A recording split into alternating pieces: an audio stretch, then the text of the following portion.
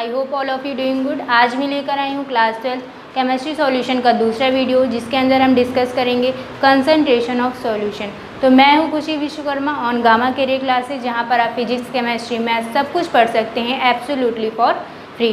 तो तैयार हैं आप सभी? जैसा कि आप सभी जानते हैं, आज का जो हमारा टॉपिक है वो क्या है, कंसंट्रेशन ऑफ सॉल्यूशन। तो स्टूडेंट्स, कंसंट्रेशन को एक्सप्रेस करने के दो तरीके होते हैं। एक तो होता है क्वालिटेटिवली एंड दूसरा होता है क्वांटिटेटिवली। क्वालिटेटिवली मेजरमेंट में अगर हम किसी भी सॉल्यूशन को ऐसे कहें कि ये ज़्यादा कंसनट्रेटेड है, ये कम कंसनट्रेटेड है, या फिर कहें ये ज़्यादा डाइल्यूट है, ये कम डाइल्यूट है, लेकिन साइंस के टर्म्स में this is not a great idea, because हम इसमें ये नहीं बता रहे हैं कि सॉल्यूशन का कंसंट्रेशन एग्जैक्टली है कितना। दूसरी तरफ अगर हम बात करें क्वांटिटेटिवली मेजरमेंट की, तो क्वांटिटेटिवली मेजरमेंट में हम स्पेसिफिक नंबर के साथ बताते हैं कि सॉल्यूशन का कंसंट्रेशन कितना है। तो स्टूडेंट्स, यहाँ से स्टार्ट हो रहा है बहुत ही अच्छा टॉपिक, जो समझना तो ज़रूरी है ही साथ एग्ज़ाम के पॉइंट ऑफ व्यू से भी बहुत ज़्यादा इंपॉर्टेंट है। तो स्टूडेंट्स, यहाँ पर हम क्या सीखेंगे, यहाँ पर हम कुछ मेथड सीखेंगे कि कौन कौन से ऐसे तरीके हैं, कौन कौन से ऐसे वेज हैं जिनसे हम सॉल्यूशन के कंसंट्रेशन को क्वांटिटेटिवली मेजरमेंट कर सकते हैं। तो स्टूडेंट्स, स्टार्ट करते हैं इस टॉपिक की by mass percentage, volume percentage, mass by volume percentage, mole fraction, molarity, parts पर मिलियन। तो ये सारे टॉपिक को हम डिटेल में डिस्कस करेंगे। इनको पहले एक बार नोट डाउन कर लेते हैं, क्या है ये टॉपिक। देखिए, सबसे पहले मास परसेंटेज।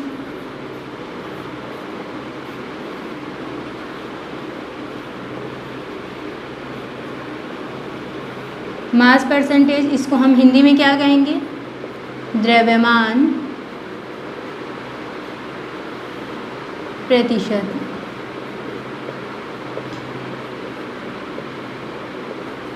फिर क्या लिखेंगे, volume percentage.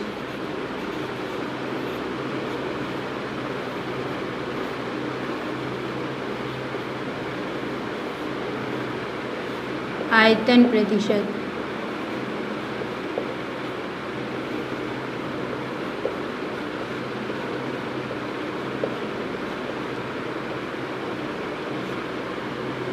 Mass by volume percentage.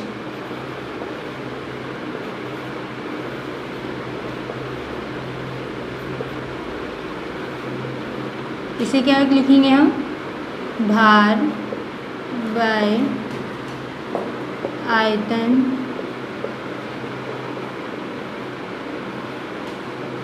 प्रतिशत। ठीक है, अब हम लिखेंगे पार्ट्स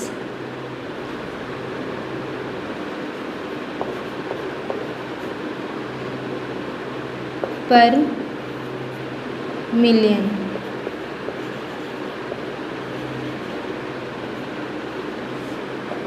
इसे क्या बोलेंगे हम, इसे हम शॉर्ट में PPM भी कहते हैं, और क्या कहेंगे, भाग प्रति,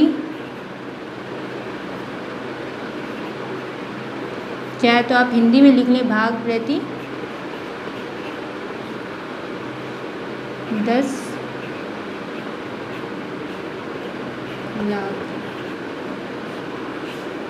ठीक है, अब हम बात करेंगे मोल फ्रैक्शन। मोल फ्रैक्शन को हिंदी में हम क्या कहेंगे, मोल प्रभाज्य। ठीक है, अब हम लिखेंगे मोलैरिटी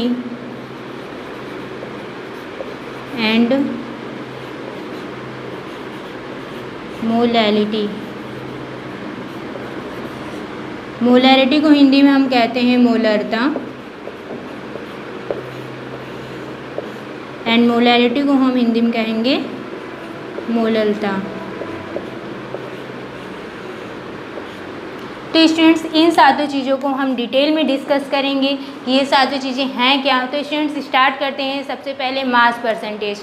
अगर मास परसेंटेज की हम बात करें तो मास परसेंटेज यानी कि हम किसी भी कंपोनेंट के मास के बारे में बात करें, अगर हम किसी भी सॉल्यूशन में प्रेजेंट किसी भी सॉल्यूट का हमें मास परसेंटेज निकालना है तो कैसे निकालेंगे, mass of the component by mass of the solution into 100, क्योंकि परसेंटेज है तो इनटू 100 तो करना ही है।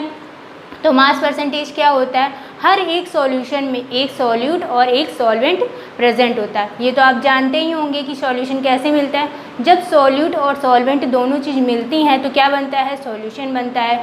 तो उन सॉल्यूशन में प्रेजेंट सॉल्यूट या सॉल्वेंट उन दोनों में से किसी का भी हम मास परसेंटेज निकाल सकते हैं। बाय द वे आपसे कहे कि सॉल्यूट का मास परसेंटेज क्या होगा, तो mass of the component by mass of the solution into 100। इसी तरह अगर आपसे कहे कि सॉल्वेंट का मास परसेंटेज क्या होगा, तो सॉल्वेंट का मास परसेंटेज होगा mass of the solvent by mass of the solution into 100। तो फॉर्मूला क्या हो जाएगा मास परसेंटेज का, मास परसेंटेज का फॉर्मूला हो जाएगा mass percentage is equals to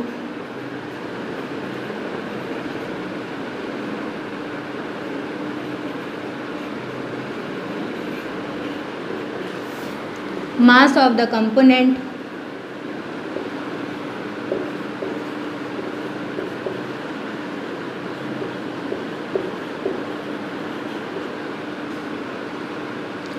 वो कंपोनेंट सॉल्यूट भी हो सकता है और सॉल्वेंट भी हो सकता है, ठीक है, and mass of the solution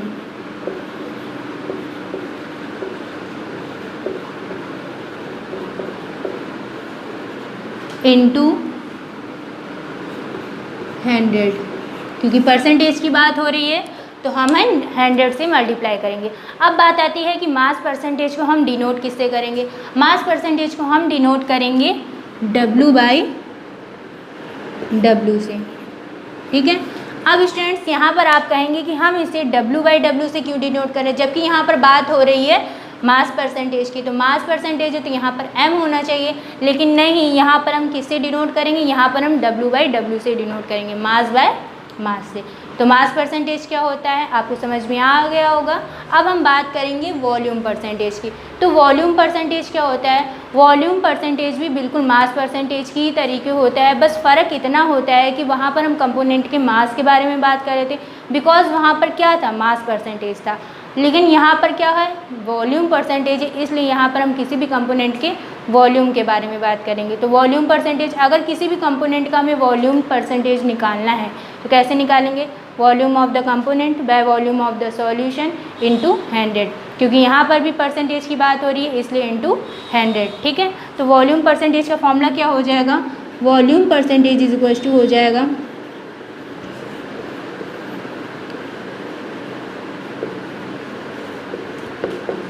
volume of the component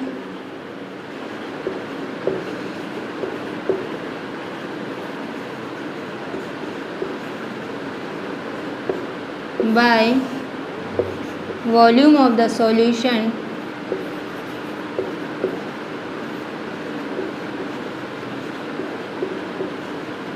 into 100, ठीक है। वॉल्यूम परसेंटेज क्या होगा, volume of the component bye volume of the solution into 100।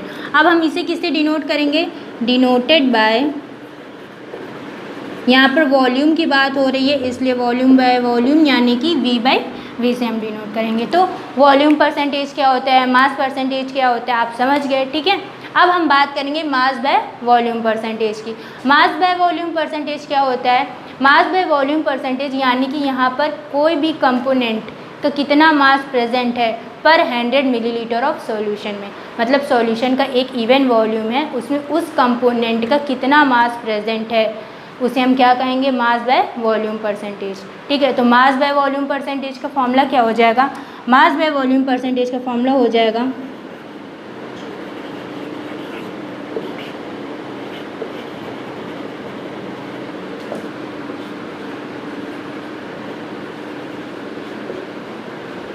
mass by volume percentage is equals to mass of the component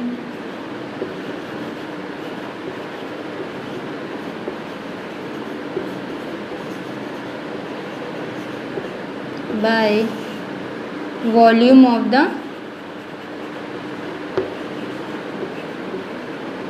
solution, into 100। हो सकता है यहाँ पर कैमरे पे ना आ रहा हो, लेकिन यहाँ पर इंटू 100 है, यहाँ पर भी इंटू 100 है, यहाँ पर भी इंटू 100 है। जब भी हम परसेंटेज की बात करते हैं तो 100 का मल्टीप्लाई ज़रूर करते हैं। अब मास परसेंटेज क्या, मास बाय वॉल्यूम परसेंटेज को हम किससे डिनोट करेंगे? तो स्टूडेंट्स मास परसेंटेज को हमने डिनोट किया था W/W से, वॉल्यूम परसेंटेज को हमने डिनोट किया था V/V से। अब बात आती है मास बाय वॉल्यूम परसेंटेज, तो मास बाय वॉल्यूम परसेंटेज को हम किससे डिनोट करेंगे? W/V से। एग्जैक्टली, तो इसे किससे डिनोट करेंगे? W/V से, डिनोटेड बाय W/V। ठीक है, तो स्टूडेंट चीज़ों को समझिए कि मास परसेंटेज, वॉल्यूम परसेंटेज का मतलब क्या है, तभी आगे जाके जब आप न्यूमेरिकल सॉल्व करेंगे तो चीज़ें आसान लगेंगी। तो स्टूडेंट्स ये सारे फॉर्मूलों को आप नोट डाउन कर लीजिए, जिससे आपको न्यूमेरिकल सॉल्व करने में आसानी होगी। ठीक है, तो स्टूडेंट्स अब हम डिस्कस करने वाले हैं पार्ट्स पर मिलियन की। पार्ट्स पर मिलियन को शॉर्ट्स में हम PPM भी कहते हैं। तो पार्ट्स पर मिलियन का यूज़ हम कब करते हैं? पार्ट्स पर मिलियन का यूज़ हम तब करते हैं जब कोई कंपोनेंट किसी भी सॉल्यूशन में बहुत ही ट्रेस क्वांटिटी में प्रेजेंट हो, बहुत ही कम मात्रा में प्रेजेंट हो, तब हम पार्ट्स पर मिलियन का यूज़ करते हैं। तो आप समझ गए होंगे कि पार्ट्स पर मिलियन का यूज़ कब करते हैं। अगर किसी भी सॉल्यूशन में हमें पार्ट्स पर मिलियन निकालना है, किसी भी सॉल्यूशन का अगर हमें पार्ट्स पर मिलियन निकालना है तो कैसे निकालेंगे? Number of the parts of the component by number of the parts of the all component into 10⁶। यहाँ पर हम 100 का मल्टीप्लाई नहीं करेंगे, क्योंकि यहाँ पर तो परसेंटेज की बात ही नहीं हो रही है, यहाँ पर किसकी बात हो रही है? पर मिलियन की बात हो रही है। तो इसलिए हम यहाँ पर किसका मल्टीप्लाई करेंगे? 10⁶ का मल्टीप्लाई करेंगे। तो समझ गए, परसेंटेज की जब बात होती है तो 100 का मल्टीप्लाई करते हैं, पर मिलियन की जब बात होती है तो किसका मल्टीप्लाई करते हैं? 10⁶ का मल्टीप्लाई करते हैं। तो फॉर्मूला क्या हो जाएगा पार्ट्स पर मिलियन का? पार्ट्स पर मिलियन, पार्ट्स पर मिलियन इज इक्वल टू हो जाएगा number of the parts of the component by number of the parts of all component.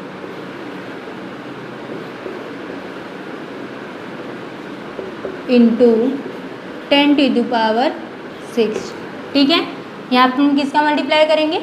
10⁶ का मल्टीप्लाई करेंगे। तो पार्ट्स पर मिलियन कैसे निकालते हैं, ठीक, आप समझ गए होंगे। अब हम बात करेंगे मोल फ्रैक्शन की। अगर किसी भी सॉल्यूशन का हमें मोल फ्रैक्शन निकालना है तो कैसे निकालेंगे? देखिए, मोल फ्रैक्शन जो है ये बहुत ही इंटरेस्टिंग कॉन्सेप्ट है, इससे बहुत सारे न्यूमेरिकल्स आते हैं, तो आप ध्यान से समझिएगा कि मोल फ्रैक्शन क्या होता है। तो अगर किसी भी सॉल्यूशन का हमें मोल फ्रैक्शन निकालना है तो कैसे निकालेंगे? Number of the moles of the component by number of the moles of the all component. क्या कहा हमने? Number of the moles of the component by number of the moles of the all component. तो mole fraction का formula क्या हो जाएगा? Mole fraction is equal to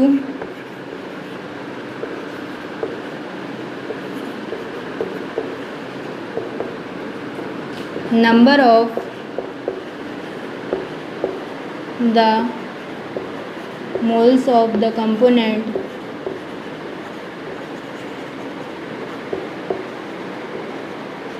by number of the moles of the component। ठीक है, mole fraction को हम किससे डिनोट करेंगे? डिनोटेड बाय काई। इसे क्या कहेंगे? काई कहेंगे, जो देखने में कुछ इस प्रकार का होता है। तो आप समझ गए होंगे मोल फ्रैक्शन कैसे हम निकालते हैं? Number of the moles of the component by number of the moles of the all component. ठीक है स्टूडेंट्स, इसको नोट कर लीजिए। अब हम बात करेंगे एक एग्जांपल की। मान लीजिए कोई एक बाइनरी सॉल्यूशन है। बाइनरी सॉल्यूशन क्या होता है? जिसमें दो कंपोनेंट प्रेजेंट होते हैं उसे हम क्या कहते हैं? बाइनरी सॉल्यूशन कहते हैं। तो अगर बाइनरी सॉल्यूशन है उसमें दो component A and be present हैं, अगर हमें उनका मोल फ्रैक्शन निकालना है तो कैसे निकालेंगे? Number of the moles of the component by number of the moles of the all component. देखिए हमने क्या कहा कि कोई एक बाइनरी सॉल्यूशन है, कोई एक बाइनरी सॉल्यूशन है, उसमें दो कंपोनेंट दिए हुए हैं, क्या? A and B. ठीक है, इन दो कंपोनेंट का हमको मोल फ्रैक्शन निकालना है। तो मोल फ्रैक्शन दोनों का अलग अलग मोल फ्रैक्शन निकालेंगे। तो कंपोनेंट ए का जब हम मोल फ्रैक्शन निकालेंगे तो मोल फ्रैक्शन को हम किससे डिनोट करते थे? मोल फ्रैक्शन को हम डिनोट करते थे काई से। तो यहाँ पर क्या हो जाएगा? Number of the moles of the A and number of the moles of the A plus number of the moles of the B. N A क्या है यहाँ पर? N A is equals to है number of the moles of A and N B क्या है? Number of the moles of the B. Right, तो N A and N B क्या है आप समझ गए। ठीक है, अब हम लिखेंगे यहाँ पर chi B is equals to, chi B is equals to हो जाएगा N B upon N A plus N B, number of the moles of the B and number of the moles of the A and number of the moles of the B. ठीक है, तो जिसका भी हमें mole fraction निकालना होता है, जैसे कि यहाँ पर हमें किसका मोल फ्रैक्शन निकालना था? यहाँ पर हमें ए का मोल फ्रैक्शन निकालना था, इसलिए हमें number of the moles of the A क्या लिखा है? ऊपर लिखा है, और number of the moles of the B यहाँ पर ऊपर लिखा है। तो हम किसका निकाल रहे हैं? बी का निकाल रहे हैं। तो जिसका भी निकालते हैं उसके मोल को हम ऊपर लिखते हैं और उन दोनों के सम को नीचे लिखते हैं। ठीक है, तो अब आप देखिए कि अगर हम काई ए एंड काई बी को ऐड कर दें तो मुझे क्या मिलेगा? मुझे मिलेगा 1। तो कहने का मतलब ये है कि जो बाइनरी सॉल्यूशन की जब भी हम बात करते हैं तो मोल फ्रैक्शन का जो सम होता है of all the component that will be 1।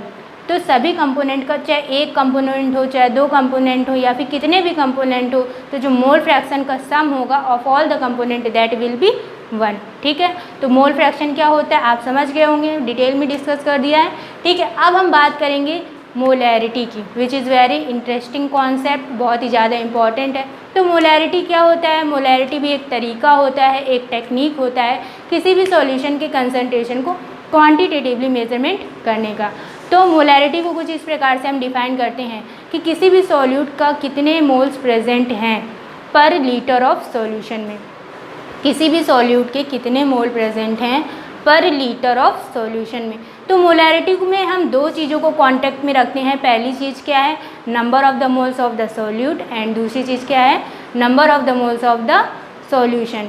क्या है? Number of the moles of the solution and number of the moles of the solute. तो मोलैरिटी का फॉर्मूला क्या हो जाएगा? मोलैरिटी इज इक्वल्स टू हो जाएगा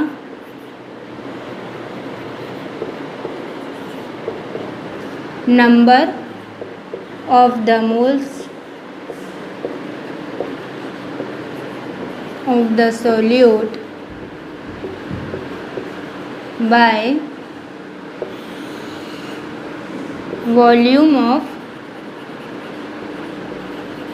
solution। मोलैरिटी को हम डिनोट किससे करते हैं? मोलैरिटी को हम डिनोट करते हैं कैपिटल एम से। इसे हम क्या बोलेंगे? इसे हम बोलेंगे मोलर।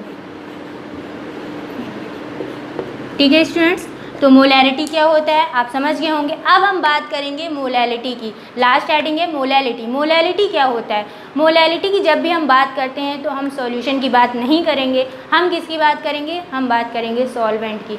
मोलैलिटी की हम जब भी बात करते हैं तो हम किसकी बात करेंगे? सॉल्वेंट की बात करेंगे। अब बात आती है मोलैलिटी होता क्या है। मोलैलिटी, अगर किसी भी सॉल्यूशन में हमें मोलैलिटी निकालना है तो कैसे निकालेंगे? कहते हैं कि किसी भी सॉल्यूट में कितने नंबर ऑफ मोल्स प्रेजेंट हैं पर किलोग्राम ऑफ सॉल्वेंट। हमने यहाँ पर क्या कहा? हमने कहा सॉल्वेंट। यहाँ पर हम सॉल्यूशन नहीं कहेंगे, यहाँ पर हम किसकी बात करेंगे? सॉल्वेंट की बात कर रहे हैं। इसलिए मोलैलिटी में हम क्या कहेंगे, number of the moles of the solute and number of the moles of the solvent. तो मोलैलिटी इज इक्वल टू क्या हो जाएगा, मोलैलिटी इज इक्वल टू हो जाएगा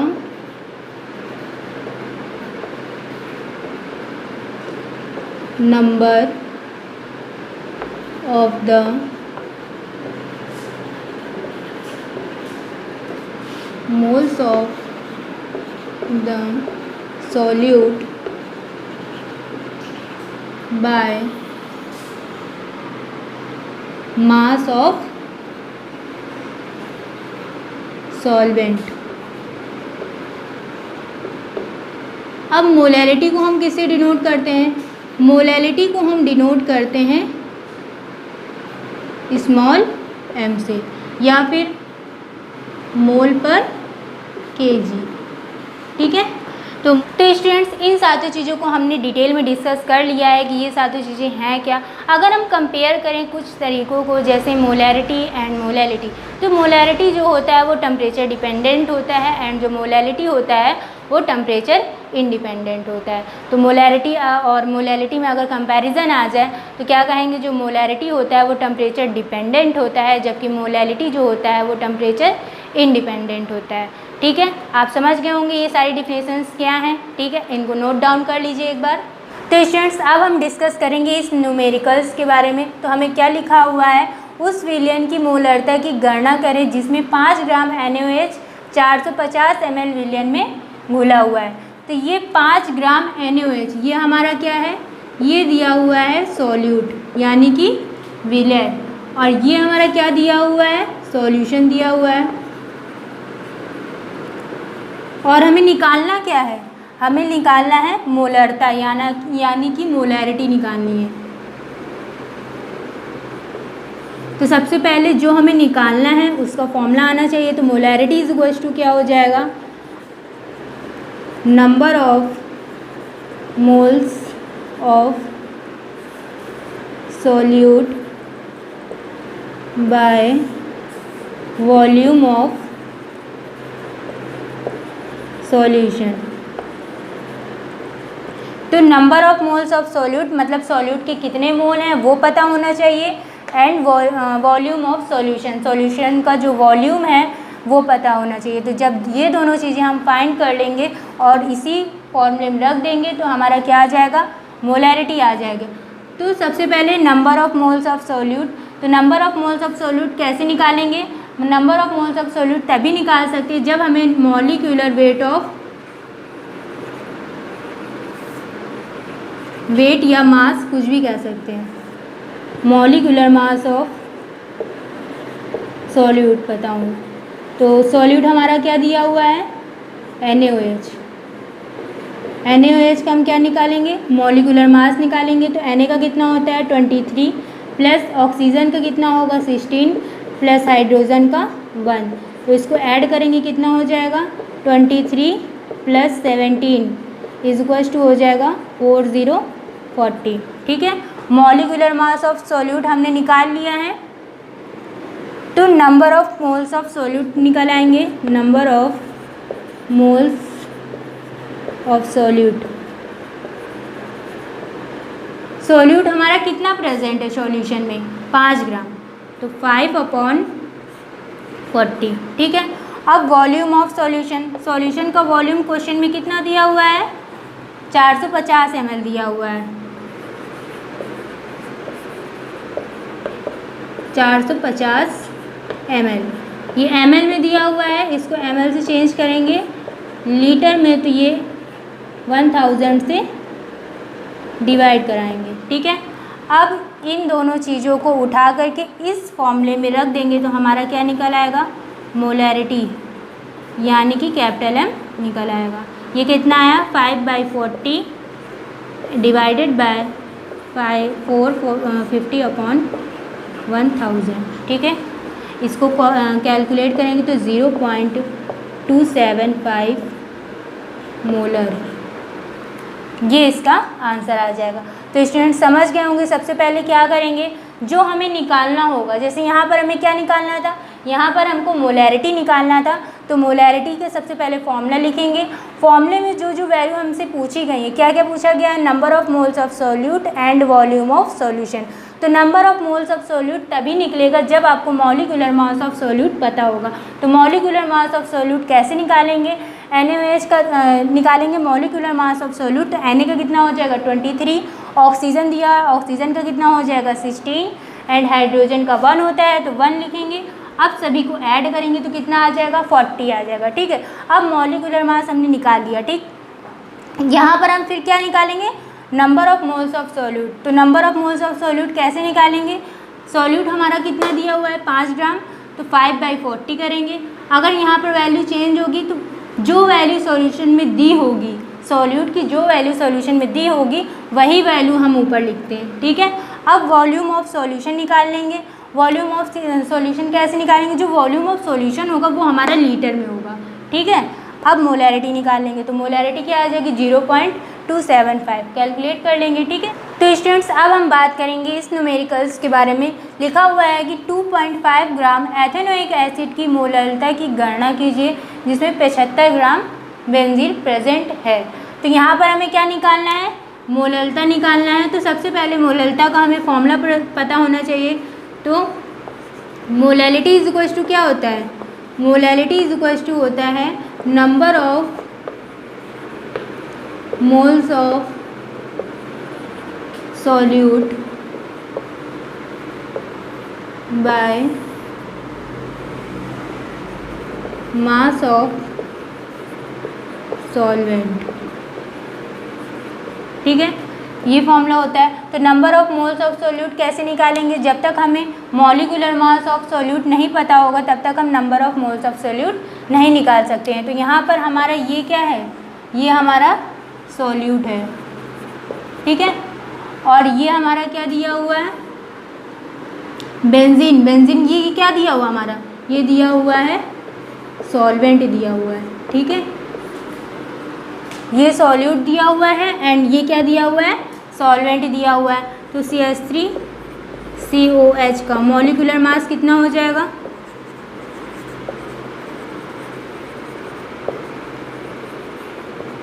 कार्बन का कितना होता है 12, हाइड्रोजन का 1, 3 है इसलिए हम 3 से मल्टीप्लाई कराएंगे, प्लस कार्बन का होता है 12 प्लस ऑक्सीजन 16, 2 ऑक्सीजन इसलिए 2 से मल्टीप्लाई कराएंगे and 1, 12 plus 3 plus 12 plus 32 and 1 add करेंगे कितना आ जाएगा 60, ठीक है। ये क्या आ जाएगा, मॉलिक्यूलर मास आ जाएगा। अब हमें क्या निकालना है, number of moles of solute निकालना है। तो number of moles of solute कैसे निकालेंगे, number of moles of solute, solute हमारा कितना प्रेजेंट है 2.5 ग्राम, 2.5 अपॉन ये हमारा कितना आया 60, ठीक है। ये क्या आ जाएगा, number of moles of solute आ जाएगा। अब हम mass of solvent, mass of solvent कैसे निकालेंगे, mass of solvent is equal to हो जाएगा, सॉल्वेंट कितना दिया हुआ है 75 ग्राम, ग्राम को हम किलोग्राम में चेंज करेंगे तो कितना आ जाएगा 75 अपॉन 1000 इन kg, ठीक है। अब इन सारी वैल्यू को उठा करके फॉर्मूले में रख देंगे। तो मोलैलिटी इज इक्वल टू क्या हो जाएगा 2.5 upon 60 upon 7.5 upon 1000 is equal to 2.5 upon 60, ये यहाँ चला जाएगा, ये यहाँ चला जाएगा, कितना हो जाएगा 1000 अपॉन 75, यहाँ से हटाया, यहाँ 0 आया, ये 2 0 गए, 2 3 ज़ा 2 5 ज़ा 5 1 ज़ा 5 5 ज़ा, ठीक है। सॉल्व करेंगे तो कितना आ जाएगा 0.55 मोल पर kg, ये क्या हो जाएगा आंसर हो जाएगा, ठीक है। आपको समझ में आ गया होगा। अब हम बात करेंगे नेक्स्ट क्वेश्चन के बारे में। तो स्टूडेंट्स अब हम डिस्कस करेंगे इस न्यूमेरिकल्स के बारे में। ये न्यूमेरिकल हमें क्या कह रहा है कि 214.2 ग्राम सूरक सिरप में 34.2 ग्राम सुक्रोज घुली है। तो गणना कीजिए मोललता की एंड मोल प्रभाज की। तो हमें इसमें सबसे पहले क्या निकालना है, एक तो निकालना है मोलैलिटी और दूसरा क्या निकालना है, मोल फ्रैक्शन निकालना है। तो मोलैलिटी निकालनी है, तो मोलैलिटी का फॉर्मूला क्या हो जाएगा, मोलैलिटी इज इक्वल टू हो जाएगा number of moles of solute by mass of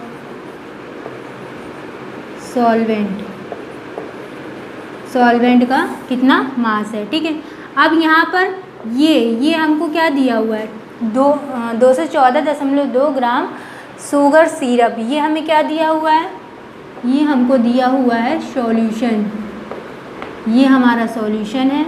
और ये हमें क्या दिया हुआ है, ये दिया हुआ है हमको सॉल्यूट। ठीक है, तो अब हमें निकालना है सॉल्यूट का मॉलिक्यूलर मास। तो मॉलिक्यूलर मास कैसे निकालेंगे, molecular mass is equal to लिखेंगे, सुक्रोज है तो सुक्रोज का फॉर्मूला क्या होता है, C12H22O11। कार्बन के कितना हो जाएगा 12 × 12 प्लस हाइड्रोजन का 1 22 प्लस ऑक्सीजन का 16 × 11। सॉल्व करेंगे तो कितना आएगा 342। ठीक है, ये क्या आ जाएगा मॉलिक्यूलर मास ऑफ सॉल्यूट। अब number of moles of solute, number of moles of solute कैसे निकालेंगे, सॉल्यूट कितना प्रेजेंट है सॉल्यूशन में 214.2। ठीक है, इसको किससे डिवाइड करेंगे 342 से। ये हमारा क्या आएगा number of moles of solute and mass of solvent. तो यहाँ पर हमको सॉल्वेंट तो दिया ही नहीं हुआ है, तो कोई बात नहीं, यहाँ पर सॉल्वेंट हमको नहीं दिया है तो निकाल लेंगे। देखो सॉल्यूशन हमको पता है और सॉल्यूट हमको पता है, तो सॉल्यूशन कैसे बनता है, सॉल्वेंट और सॉल्यूट को मिलकर ही तो सॉल्यूशन बनता है। ठीक है, आप जानते होंगे सॉल्यूशन बराबर क्या होता है, सॉल्यूट प्लस सॉल्वेंट। तो हमको सॉल्वेंट निकालना है, सॉल्वेंट इज इक्वल टू क्या हो जाएगा, सॉल्यूशन माइनस सॉल्यूट। सॉल्यूशन कितना है हमारा 214.2 माइनस सॉल्यूट कितना है हमारा 34.2। इन दोनों को माइनस करेंगे कितना आ जाएगा 240/3 4.2।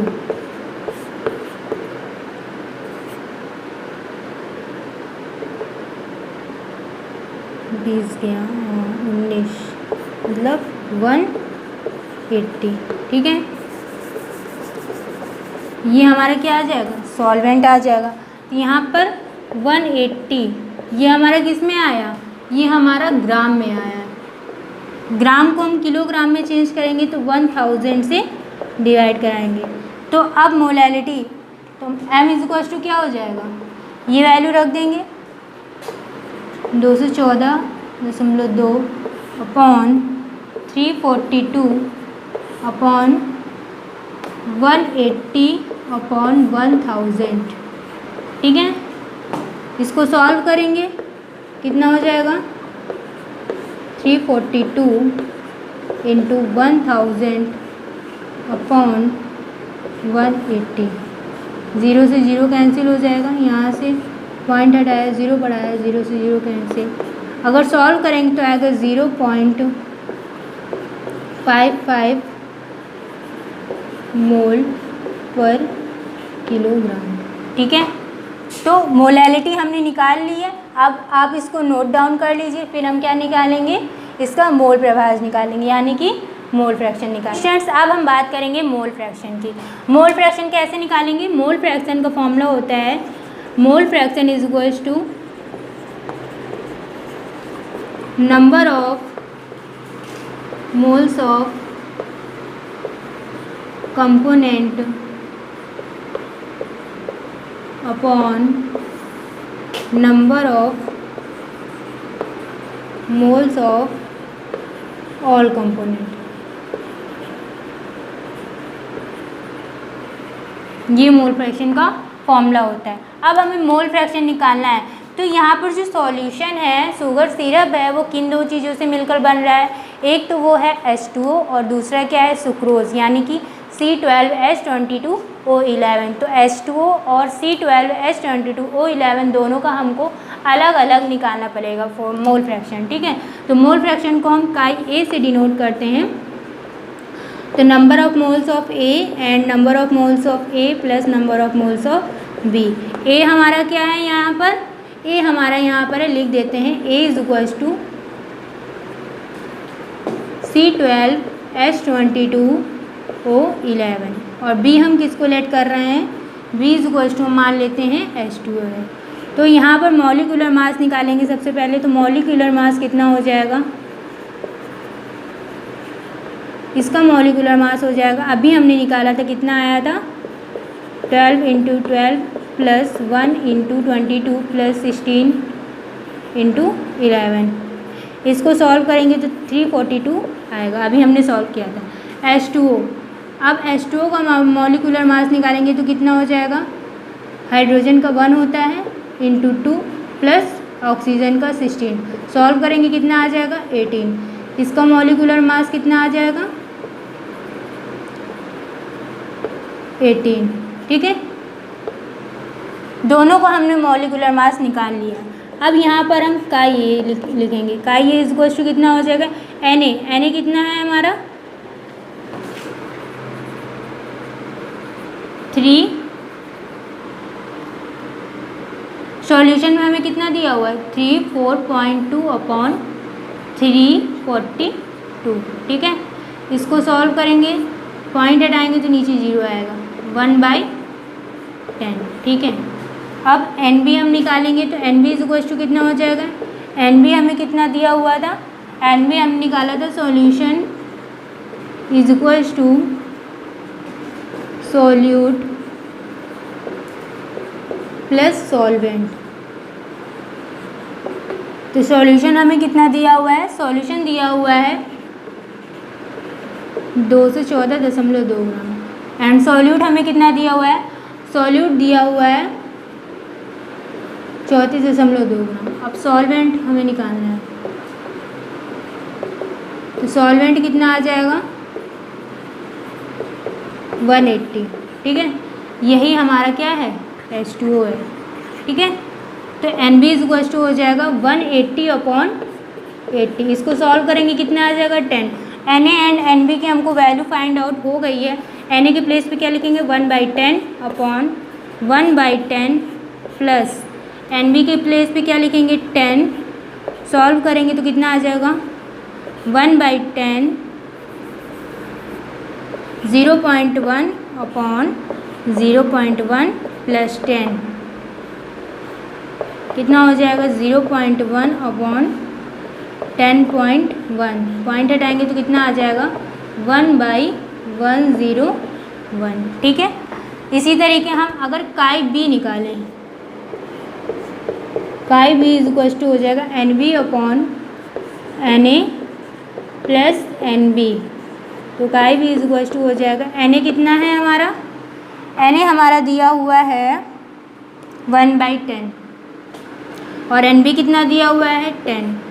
तो 1/10 प्लस 10 इज इक्वल टू कितना आ जाएगा 10/0.1 प्लस 10 कितना आ जाएगा 10/10.1। यहाँ से पॉइंट हटाएंगे तो कितना आ जाएगा 100/101। ये क्या आ जाएगा काई बी।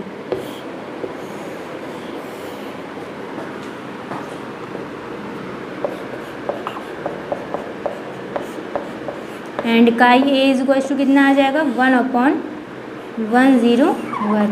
काई ए एंड काई बी ये दोनों हमने निकाल लिए हैं, आपको समझ में आया होगा, इसे नोट कर लीजिए। अब हम बात करेंगे इस न्यूमेरिकल्स के बारे में। तो क्या दिया हुआ है 5.8 ग्राम एसीटोन को 450 ग्राम जल में घोला गया है प्रत्येक अवयव के मोल प्रभाज्य ज्ञात कीजिए। तो यहाँ पर 5.8 ग्राम ये हमें क्या दिया हुआ है, ये हमें दिया हुआ है सॉल्यूट, और ये हमें क्या दिया हुआ है, ये दिया हुआ है सॉल्वेंट। ठीक है, सॉल्यूट और सॉल्वेंट दोनों ही हमको दिए हुए हैं, इनका क्या निकालना है, हमें मोल फ्रैक्शन निकालना है। तो मोल फ्रैक्शन कैसे निकालेंगे, सबसे पहले एसीटोन, एसीटोन का हम क्या निकालेंगे, मॉलिक्यूलर मास निकालेंगे। तो कार्बन का कितना हो जाएगा 12 + 1 × 3 + 12 + 16 + 12 + 1 × 3। तो इसको सॉल्व करेंगे, 12 + 3 + 12 + 16 + 12 + 3 36 प्लस ये हो जाएगा 19 + 3। इसको सॉल्व करेंगे कितना आ जाएगा 58। ठीक है, ये क्या आ जाएगा, एसीटोन का मॉलिक्यूलर मास आ जाएगा।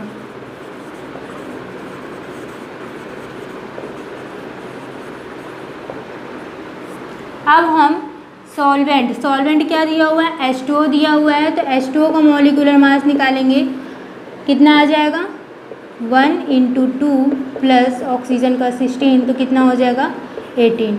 ये H2O का मॉलिक्यूलर मास हो गया। अब हमें क्या फॉर्मूला होता है, काई ए अगर निकालना है तो क्या करते हैं, number of moles of A upon number of moles of A plus number of moles of B. तो number of moles of A क्या हो जाएंगे, यहाँ पर पहले निकालेंगे number of moles of A हमारा क्या है, एसीटोन है, एसीटोन कितना दिया हुआ है 5.8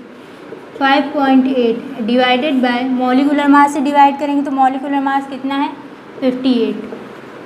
सॉल्व करेंगे कितना आ जाएगा 58 अपॉन 58 0 1/10। ठीक है, ये Na आ गया। अब यहीं पे हम number of moles of B यानी कि वाटर, ये कितना है हमारा, ये दिया हुआ है हमारा 450। ठीक है, अब इन दोनों को उठा करके फॉर्मूले में रख देंगे, क्या आ जाएगा 1/10 अपॉन 1/10 प्लस 450 अपॉन 80, 0.1 अपॉन ये कितना हो जाएगा 0.1 प्लस इसको सॉल्व करेंगे कितना हो जाएगा 2 9 ज़ा 2 2 ज़ा 2 2 ज़ा 2 5 ज़ा 3 3 ज़ा 3 7 ज़ा 3 5 ज़ा 3 1 ज़ा 3 2 ज़ा 3 5 ज़ा, ये आ जाएगा 25। तो 0.1 अपॉन 25.1 पॉइंट हटाएंगे तो कितना आ जाएगा 1/251। ये हमारा क्या आ जाएगा काई ए। ये किसके मोल फ्रैक्शन आ गए, एसीटोन के मोल फ्रैक्शन आ गए। अब हम H2O के मोल फ्रैक्शन निकालेंगे तो क्या हो जाएगा NB upon Na plus NB। NB क्या दिया हुआ है हमको, NB दिया हुआ है 450 अपॉन 80 1/10 प्लस 450 अपॉन 80। इसको सॉल्व करेंगे तो कितना आ जाएगा 25 upon 0.1 plus 25 is equals to आ जाएगा 25 अपॉन 25.1। तो काई बी इज इक्वल्स टू क्या हो जाएगा 25 अपॉन 25/1, यहाँ से पॉइंट हटाएंगे तो यहाँ 0 बचेगा, 250, ये आ जाएगा काई बी। ये किसके मोल फ्रैक्शन आ गए, ये H2O के मोल फ्रैक्शन आ गए। तो काई ए एंड काई बी आ गए, दोनों को मोल फ्रैक्शन आ गए। तो स्टूडेंट्स इसी के साथ ख़त्म होता है हमारा सॉल्यूशन का दूसरा वीडियो। आई होप कि आपके सॉल्यूशंस के कॉन्सेप्ट्स हुए होंगे क्रिस्टल क्लियर। तो now class is over, that's all for today, bye bye.